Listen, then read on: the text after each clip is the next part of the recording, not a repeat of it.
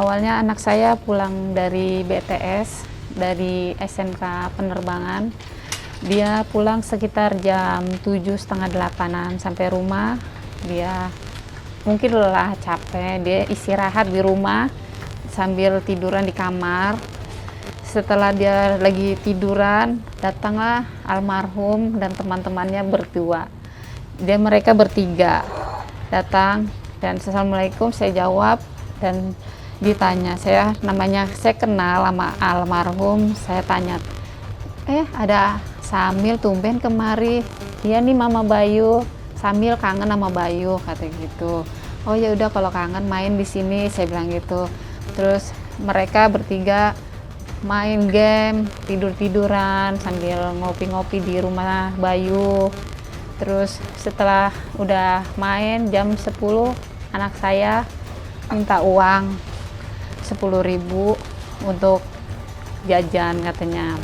Akhirnya setelah jam 10 pamit sama saya bilang mau kemana Mas? Mau main nih, kata gitu. Akhirnya saya pikir main di luar di depan Al-Azhar. Setelah itu kata anak saya diajak main ke kafe. Di kafe anak saya merasa minder karena cuman punya biayanya cuman 10.000 20.000-an. Akhirnya setelah di sana anak saya ngomong, ngapain sih kesini, malu nih nggak punya uang, kata dia gitu. Setelah bilang udah, mereka bertiga senyum, udah yuk. Di sana mereka mesen, almarhum sama teman yang lain pada mesen minuman, yang bayar pun almarhum. Patungan anak saya patungan cuman sekitar 10.000. Mereka yang bertiga ada yang 20.000 dan sisanya almarhum yang bayar. Konteksnya minuman beralkohol ya Bu? Iya. Terus setelah itu anak saya ya main HP, bercanda, ngobrol mungkin di situ. Terus setelah itu anak saya pulang dan bertiga, tadinya dia berempat. Yang satu masih tetap di kafe, mereka bertiga pulang. Dari kafe pun anak saya boncengan bukan sama almarhum awalnya, sama temannya satu. Setelah di pertengah jalan, almarhum sedikit oleng lah gitu. Dan temennya yang boncengan sama Bayu balik muter. Dia tanya, kenapa? Enggak. Udah, akhirnya anak saya menawarkan jasa dirilah untuk bawa motor anaknya almarhum. Setelah dibawa sering jalan dan mereka berdua nggak pakai helmnya taruh di bawah jok. Setelah itu pas di lampu merah dari kejadian lah, saya nggak tahu dengan kejadian itu.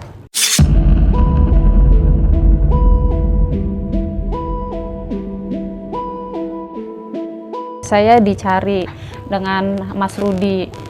Saya juga tadi awalnya nggak kenal. Saya lagi istilahnya sedih, saya nggak tahu kemana pikiran saya. Dan datanglah Mas Rudi dan salaman. Dan saya dirangkul, saya ibaratnya saya lagi bener-bener sedih. Dan Mas Rudi pun datang dan memperkenalkan diri kalau saya dari keluarga yang nabrak.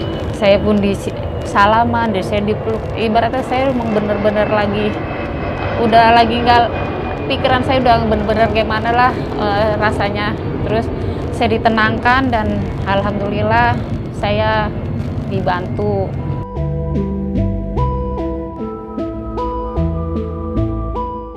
Alhamdulillah sih anak saya udah membaik. Terus cuman memang harus dioperasi dengan perawat dari Rumah Sakit Polri. Jadi apapun yang dilakukan di Rumah Sakit Polri itu jadi dirawat sama perawat dari Rumah Sakit Polri. Itu pun juga dibantu biaya dari Ibu Ira.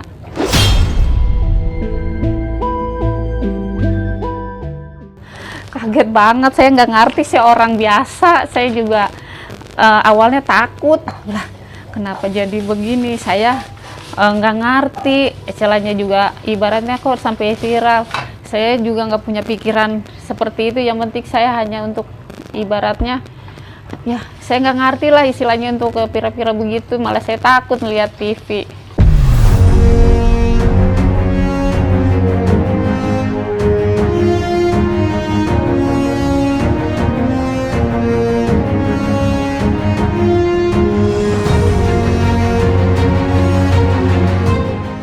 Jadi kalau dugaan sementara memang ini CCTV kan ada 2 yang hidup di sana di perempatan dari 9 CCTV.